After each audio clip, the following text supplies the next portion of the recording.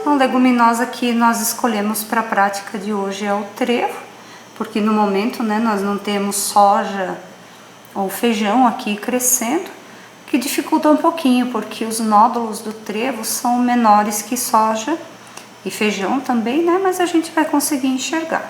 Então, aqui no sistema radicular, vocês podem perceber essas estruturas mais clarinhas, né? Vou tentar aqui apontar com a minha unha, né? Então aqui vocês têm os nódulos aparecendo, né? E a próxima etapa, então, é nós removermos esses nódulos do sistema radicular.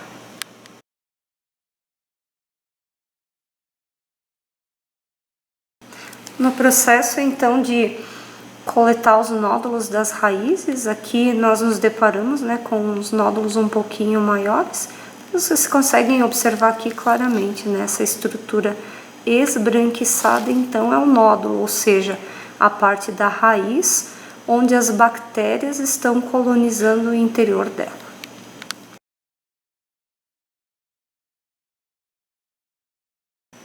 Então, após a retirada dos nódulos das raízes, nós colocamos eles em um becker e aqui estão eles, então, depois da lavagem com água de torneira. A ideia dessa lavagem inicial é remover o excesso de solo ao redor dos nódulos.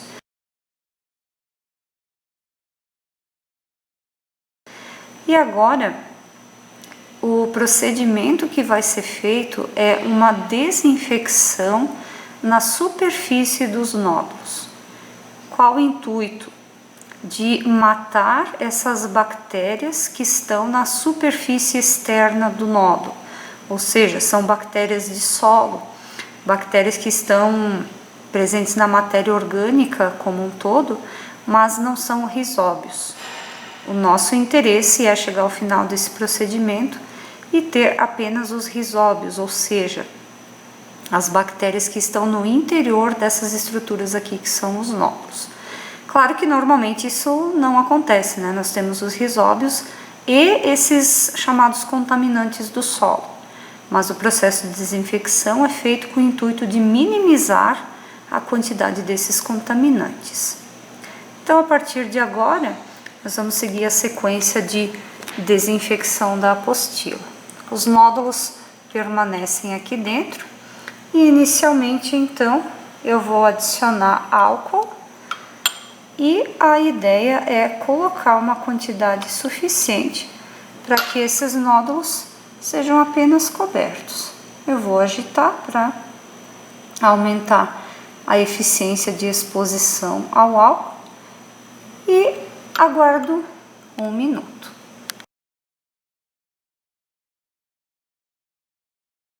Então, passado esse 1 minuto, eu vou remover o excesso de álcool, tomando cuidado para que o nódulo não se perca.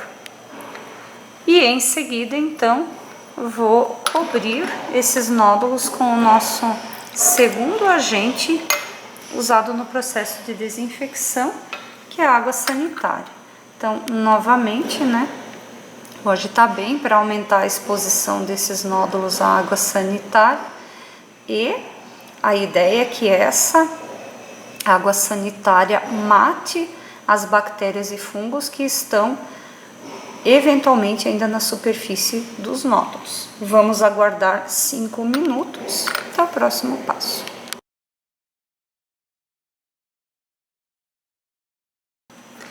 Então, decorridos os 5 minutos de exposição à água sanitária, né? Vou guardar um pouquinho aqui, deixar esses nódulos se agruparem e agora eu vou despejar cuidadosamente, né, o excesso de água sanitária.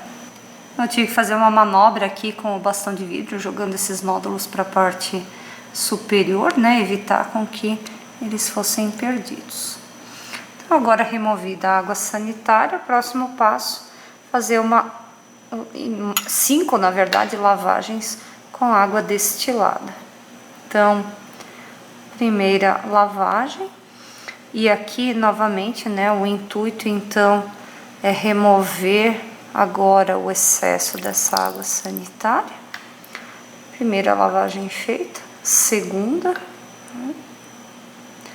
Notem que eles vão se agrupando aqui no fundinho. Terceira.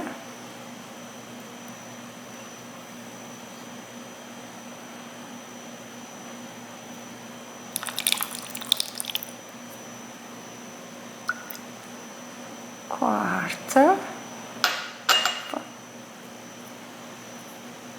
Tem um aqui que ficou pelo lado de fora do becker, esse já é carta fora do baralho.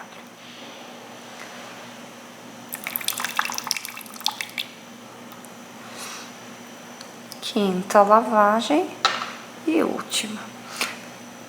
No final dessa última lavagem, agora a gente vai tentar deixar uma quantidade bem pequena de água ainda dentro do becker. Então,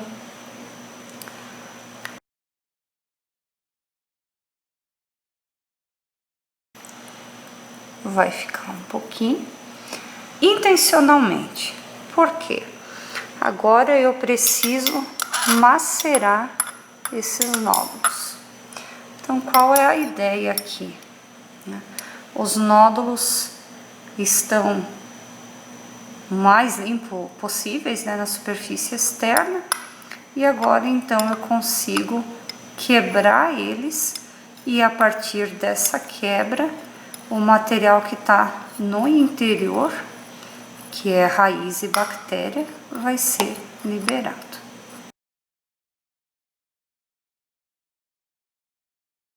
Então, depois de os nódulos serem macerados, né, vocês conseguem observar que essa água do interior está bem turva, e isso é sinal de que o conteúdo do interior do nódulo foi liberado. Então, nossa esperança é que aqui no meio existam bactérias viáveis, que agora então vão ser inoculadas na placa de Petri.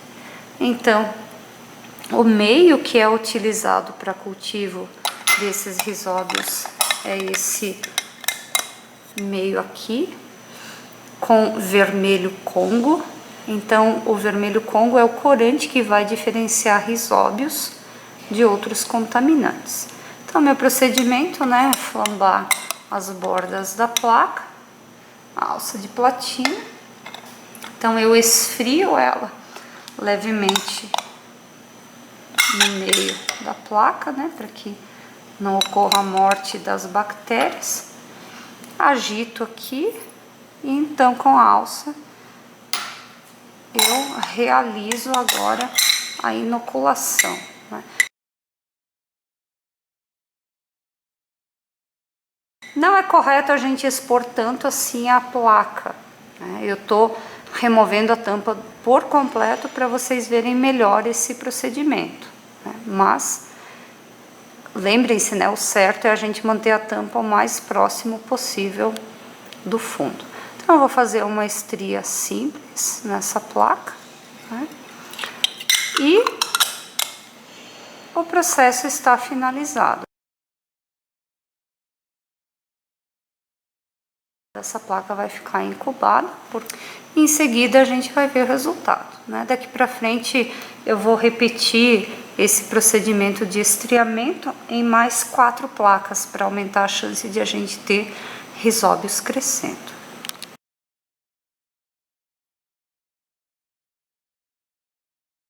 No resultado de isolamento de risóbios, aconteceu um pequeno desastre, não deu certo o isolamento a partir do trevo. As placas saíram completamente limpinhas, nada cresceu. Então, o que eu fiz foi usar um isolado de risóbio que já estava crescendo em laboratório, e então estriei uma placa para poder usar aqui para vocês visualizarem os resultados. Nessa primeira placa aqui, vocês conseguem ver que já existe uma coloração rosada no centro dessa estria, né?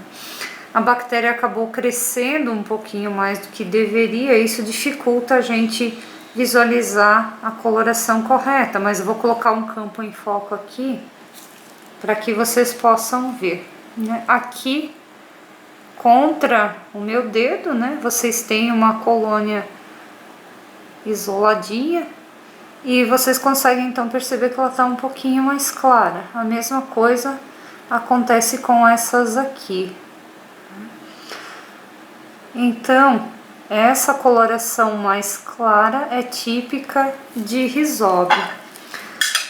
Quando existe um contaminante crescendo, ele absorve o vermelho Congo e aí a gente tem uma coloração bem vermelha. Eu vou tentar trazer aqui para vocês verem. No centro a gente tem uma colônia de fungo. Então vocês conseguem perceber que a absorção desse corante, que é o vermelho Congo, né, é muito forte em contaminante, enquanto em Rhizóbio isso não acontece. Então, a partir desse resultado aqui, né, eu vou usar essas colônias mais clarinhas aqui das duas regiões da placa para a gente fazer a aula prática 10, que é a caracterização desses Rhizóbios.